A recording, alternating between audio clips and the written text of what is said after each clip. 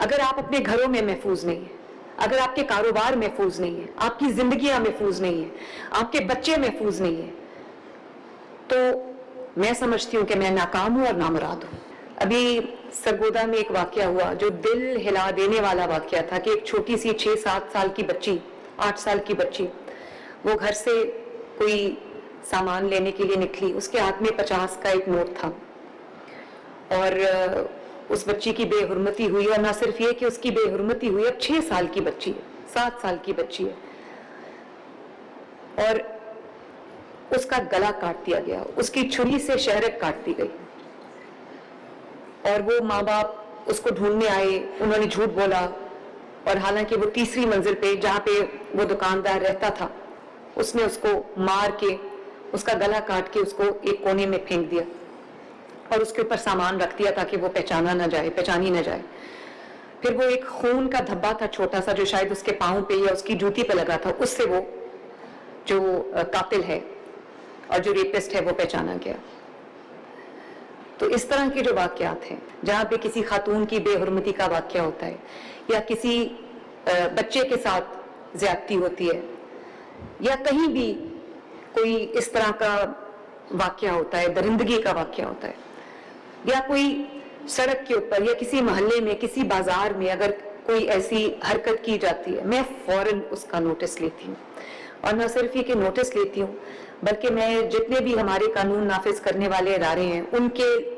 Literally ان کے سر پہ سوار ہو جاتی ہوں جب تک وہ ملزمان گرفتار نہیں ہوتے، جب تک وہ ملزمان جو ہیں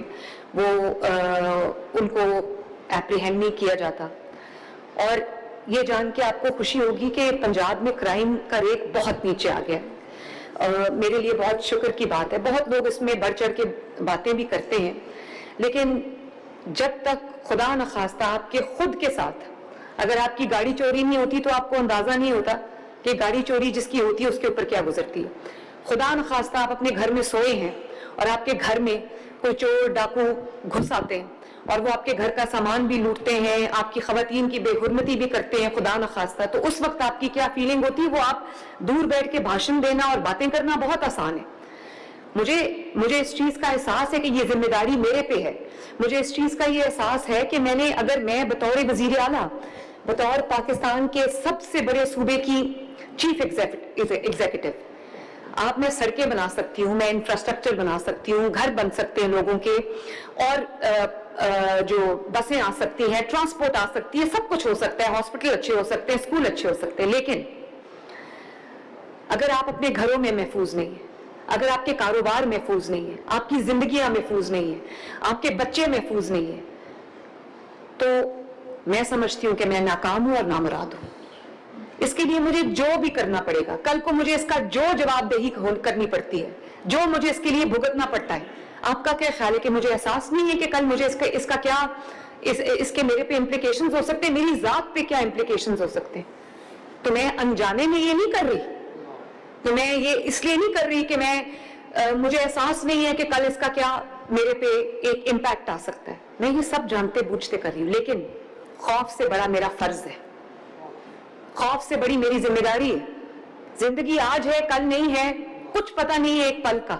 لیکن جتنی دیر میرے سر پہ یہ ذمہ داری ہے میں کم از کم اللہ تعالیٰ کو جواب دے ہو سکتی ہوں کہ میں نے اپنی طور پر جو ہے انسانی کوشش جو ہے وہ پوری کی ہے۔ لیکن میرے بزرگوں، میرے بھائیوں، جیسے میں نے کہا کہ انتظامی طور پہ، حکومتی طور پہ، میں سیاسی طور پہ میں جو کر سکتی ہوں، میں ڈیٹرنس کریٹ کر سکتی ہوں، میں یہ کوشش کر سکتی ہوں کہ مجرم کو فوراً پکڑا جائے، مجرم کو سزا ملے، ایک لوگوں کے لیے عبرت کا نشان بنے، تاکہ معاشرے کے اندر جو ہے وہ ایک ڈیٹرنس کریٹ ہو، معاشرے کے اندر ایک خوف کریٹ ہو کہ اگر ہم نے یہ کام کیا تو ہمیں بھی اس چیز کا سامنا کرنا پڑتا ہے۔ لیکن اس سب کے، اور یہ میں کر رہی ہوں، آپ دیکھ رہے ہیں،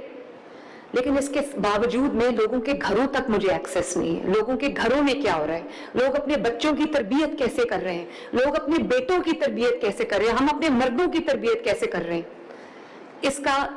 ذمہ داری صرف اکیلے میری نہیں ہے۔ اب گرمی کا موسم ہے، شدت کی گرمی ہے، اور بچے جاتے ہیں باہر نہروں میں نہانے کے لیے، دریاؤں میں نہانے کے لیے، ماں باپ ان کو کھلا چھوڑ دیتے ہیں، جب گٹر میں گر کے بچہ مرتا ہے تو وہ میری ذمہ داری ہے، نہ صرف وہ میری ذمہ داری ہے بلکہ 2-3 راتیں میری بہت کرب میں گزرتی ہیں، بہت تکلیف میں گزرتی ہیں. لیکن آپ کو پتہ ہے اس کی وجہ کیا ہے؟ اس کی وجہ یہ ہے کہ ایک رات پہلے میونسپیلٹی والے یا جو ہماری ڈسٹرکٹ ایڈمنسٹریشن ہے وہ وہاں پہ ڈھکن لگا کے جاتے ہیں، رات کو کوئی آ کے وہ ڈھکن چرا کے لے جاتا ہے اور صبح اس میں کوئی بچہ گر کے ہلاک ہو جاتا ہے. میں والدین سے بھی یہ گزارش کروں گی کہ اپنے بچوں کو ان اٹینڈڈ نہ چھوڑیں. اپنے بچوں کو، چھوٹے چھوٹے بچوں کو جو اپنی حفاظت خود نہیں کر سکتے، ان کو بازاروں میں چیزیں لینے نہ بھیجیں. اس کے لیے خود اگر آپ کو ایکسٹرا تکلیف بھی کرنی پڑتی ہے وہ کریں، لیکن اپنے بچوں کو ان اٹینڈڈ نہ چھوڑیں، بھیڑیوں کے سامنے نہ، کیونکہ آپ کسی کے دل کا حال اس کا چہرہ دیکھ کے نہیں پہچان سکتے. اور ہر چور یا ہر جو کرمنل ہے وہ یہ سمجھتا ہے کہ فلاں پکڑا گیا، شاید میرے پہ نظر نہ پڑے کسی کی. تو یہ جو ہمارے گلیوں میں، محلوں میں لوگ گھوم رہے ہیں، ان سے اپنے بچوں کو بچائیں. کل ایک بہت دل خراش واقعہ ہوا، میرا دل اس پہ زخمی ہے.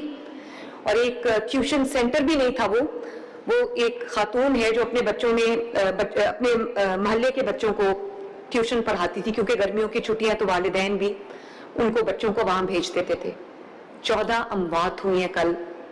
اس کی چھت گرنے سے. اور جہاں پر مجھے بہت افسوس ہے، بلکہ میرا دل جو ہے وہ زخمی ہے، دل رو رہا ہے، کیونکہ ایک انسانیت کے تحت بھی ہر انسان کا دل اسی طرح ہے، افسردہ ہے. المناک حادثہ ہے، لیکن ایک بطور چیف منسٹر مجھے ایک اور سینس آف رسپانسبلٹی ہوتی ہے کہ میں ایسا کیا کر سکتی تھی کہ میں اس حادثے کو روک سکتی. تو ظاہر ہے غفلت تو ہوئی ہے وہاں پہ، لیکن کسی کے گھر کے اندر کیا ہو رہا ہے، ماں باپ کو بھی یہ چاہیے کہ اس چیز کا پہلے پوری ایک تسلی کر لیں کہ جہاں وہ اپنے بچے کو پڑھنے بھیج رہے ہیں، چاہے وہ مدرسہ ہے، چاہے وہ کوئی اسکول ہے، یا وہ کوئی ٹیوشن سینٹر ہے جس کو ٹیوشن سینٹر کہا بھی نہیں گیا، جس کے پاس کوئی رجسٹرڈ ٹیوشن سینٹر نہیں ہے، یا کہیں وہ بچوں کو کھیلنے کے لیے بھیج رہے ہیں، یا وہ کہیں بچوں کو کسی سپورٹس کے لیے بھیج رہے ہیں، تو خدا را اپنے بچوں کی حفاظت کو یقینی بنائیں. بچوں کو ایسی جگہ پہ نہ بھیجیں جہاں پہ کسی غلطی کا، کسی حادثے کا، کسی افسوسناک جو واقعہ ہے اس کا احتمال ہو. اور اس کے چھت پہ کام ہو رہا تھا، چھت پہ وہ مزدور، کیونکہ ابھی چھت بن رہی تھی تو مزدور اکٹھے کھڑے ہو گئے چھت پہ، اور وہ چھت جو ہے وہ گر گئی، اس کے ملبے تلے بچے دب کے ہلاک ہو گئے. تو اور آپ یہ دیکھتے ہیں کہ ابھی آپ نے منشیات کی بات کی کہ منشیات جس طرح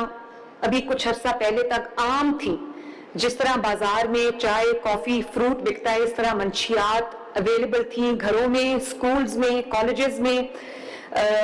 چوکوں پہ، چوراہوں پہ.